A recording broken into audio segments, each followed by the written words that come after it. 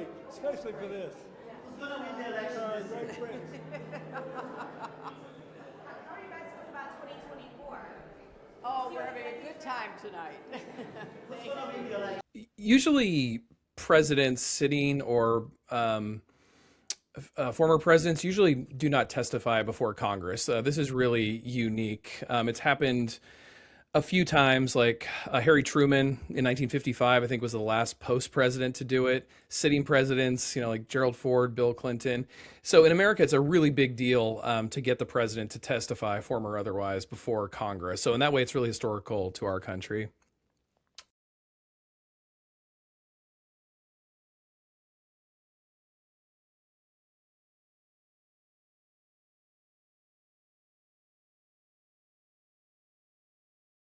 I think the only real kind of revelation we received were some racy pictures.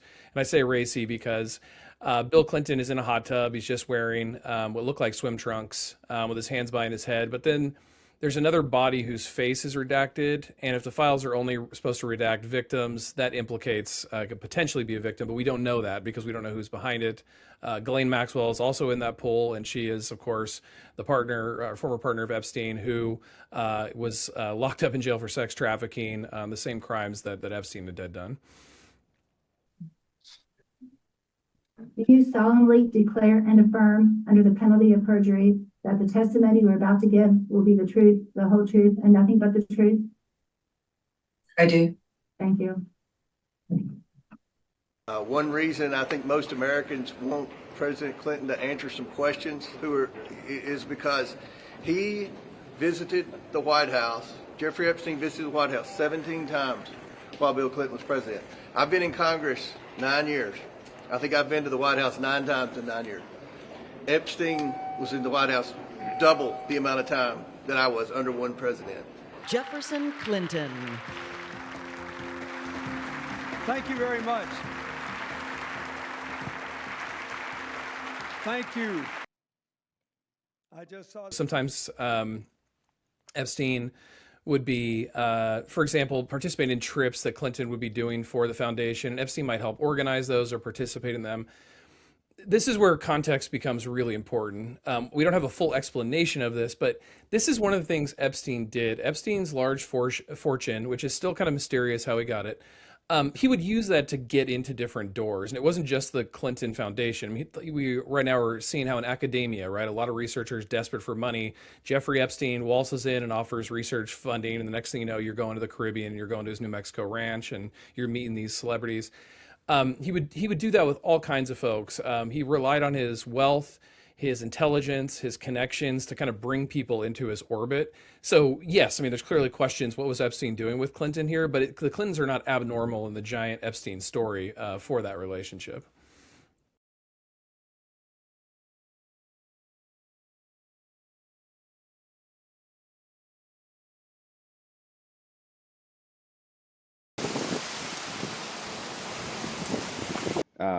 So I would guess, both from Democrats and Republicans, that we're going to see pretty aggressive questioning, at least of Bill Clinton, about what his relationship was, what he knew, and questions about what he should have known as well during that time.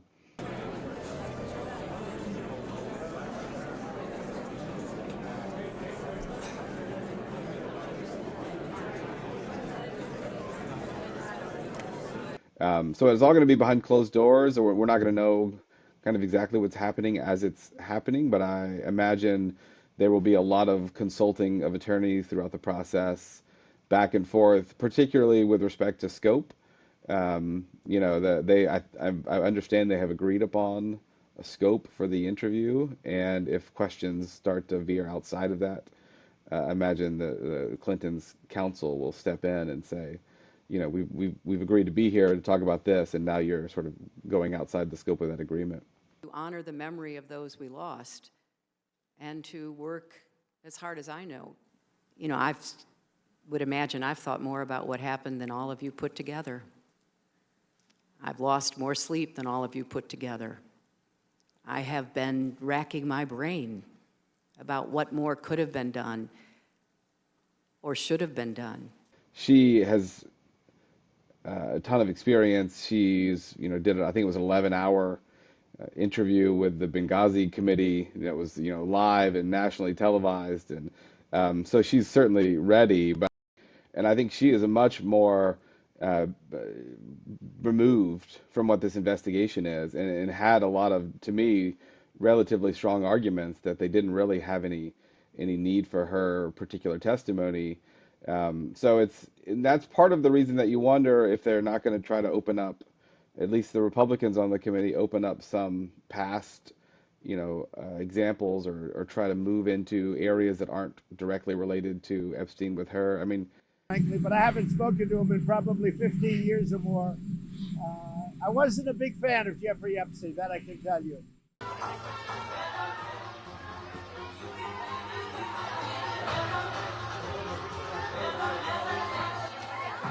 The fact that President Clinton is showing up does set a precedent, right, for when President Trump leaves office. If the investigation is ongoing, or if the Democrats take over, there certainly would now be precedent for at least a former president coming and talking about the details of what he knew and when he knew it. But